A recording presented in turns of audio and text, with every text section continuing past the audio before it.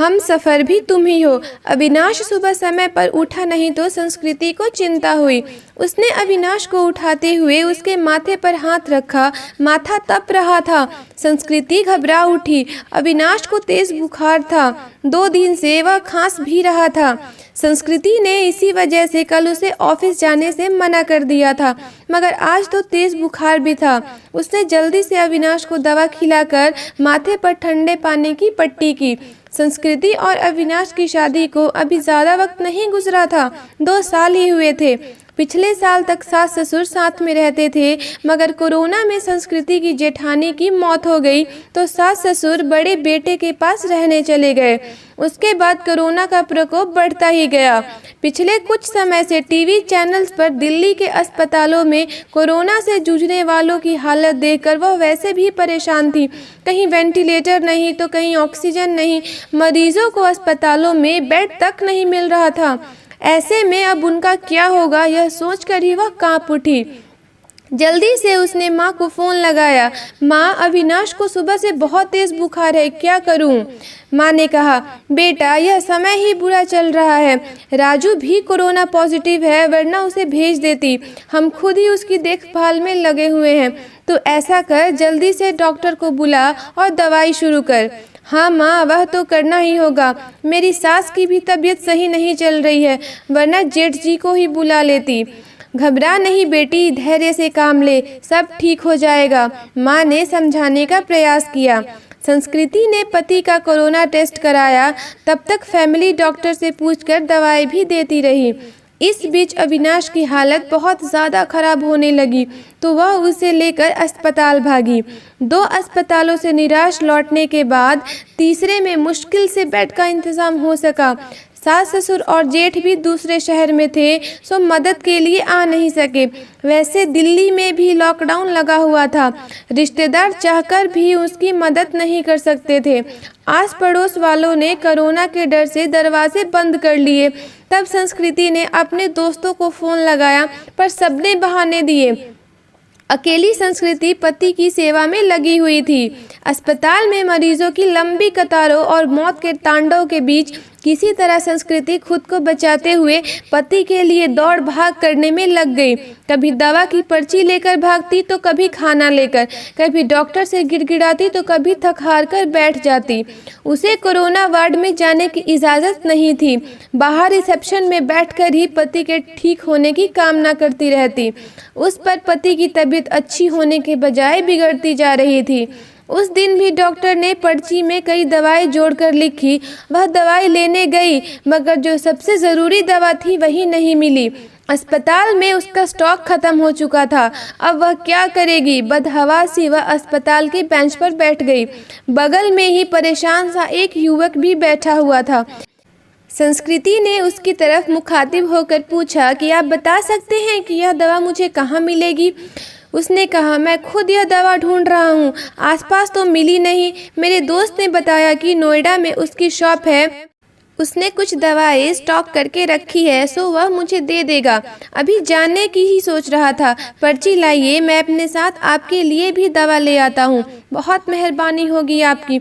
सुबह से इसके लिए परेशान हो रही थी। पसीना पोंछते हुए संस्कृति ने कृतज्ञ स्वर में कहा, मेहरबानी की कोई बात नहीं है, इंसान ही इंसान के काम आता है।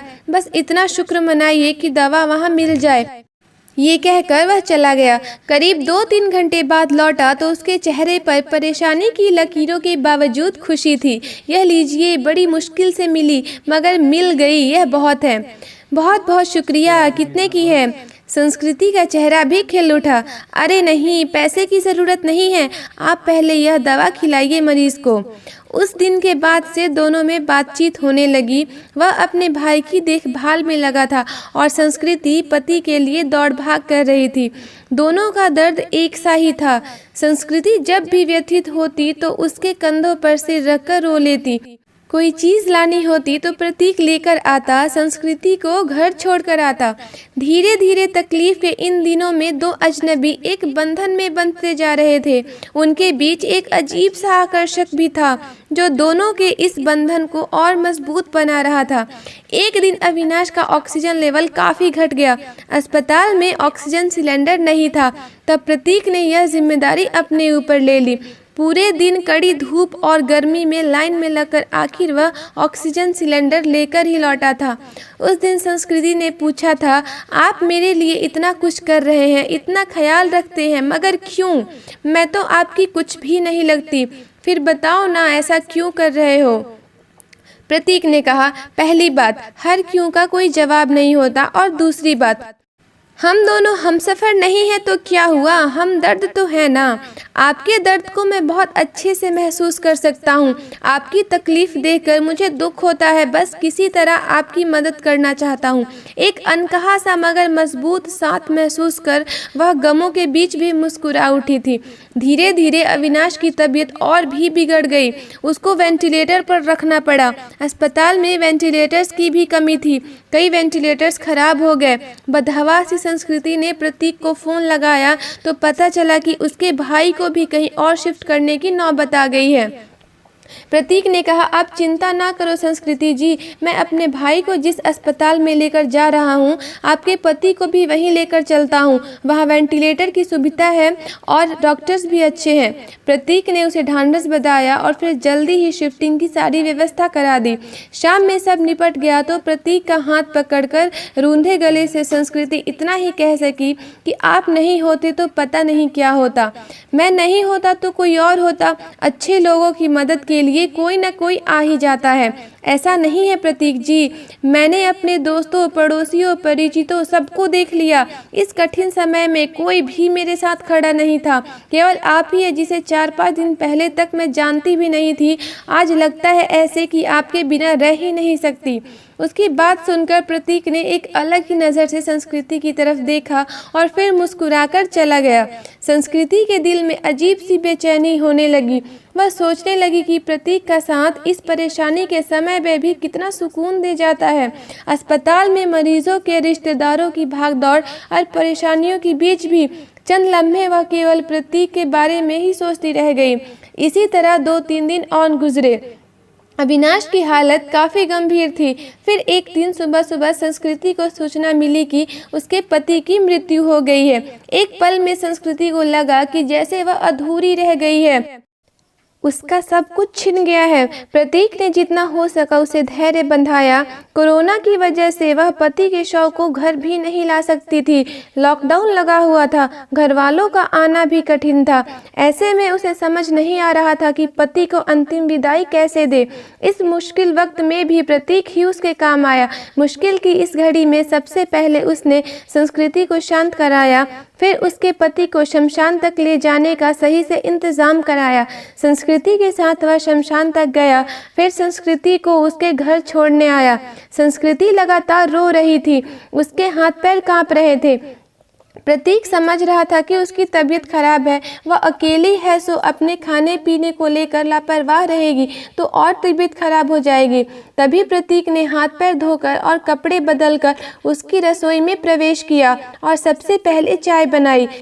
संस्कृति के साथ खुद भी बैठकर उसने चाय पी। फिर संस्कृति को नहाने भेजकर खुद दाल चावल बनाने लगा। संस्कृति को खाना खिलाकर उसके लिए सब्जी, फल, दूध आदि का इंतजाम कर और सांत्वना देकर वह वापस लौट गया। 2-3 दिनों बाद जब संस्कृति थोड़ी सामान्य हुई और पति की मौत के सदमे से उबरी तो उसे प्रतीक की याद आई।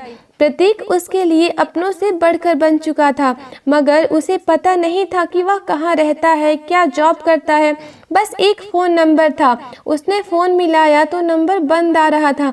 संस्कृति घबरा गई। वह प्रतीक से संपर्क करना चाहती थी, मगर ऐसा हो ना सका। 2-3 घंटे लगातार वह फ़ोन ट्राई करती रही, मगर फ़ोन बंद ही आ रहा था। अब उसे रहा नहीं गया। कुछ सोचकर वह उसी अस्पताल में पहुंची जहां उसके पति और प्रतीक का भाई एडमिट थे। वह रिसेप्शन एरिया में घूम घूम कर प्रतीक को खोजने लगी, क्योंकि अक्सर दोनों वहीं बैठे होते थे।